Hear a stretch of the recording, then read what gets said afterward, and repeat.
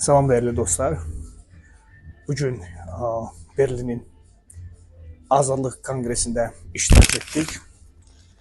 Biz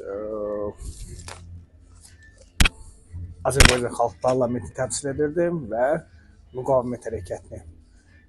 Cürbəcür fəallarla görüşdük, danışıq apardıq, özümüzü tanıtdıq. Rusiya liderlərindən də hətta görüşdük, özümüz haqqında danışdıq. Bu qədər. Bugün çox önəmli bir kongres keçirdi. Azərbaycan, necə deyirlər, müxalifətindən də, demokratik qüvvələrindən də, fəallarından da qatılanlar var idi. Belə. Berlində bir həftə demokratiya həftəsi keçirilir, demək olar ki, azadlıq. Və onun çərçivəsində Azadlıq konferansı keçdi. Böyük bir konferans keçdi.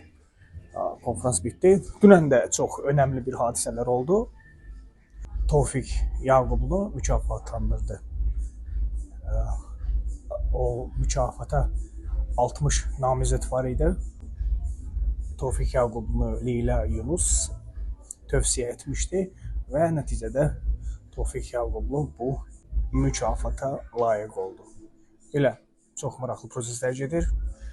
Bizi izləməyə davam edin. Qoşulun bizim sıralarımıza.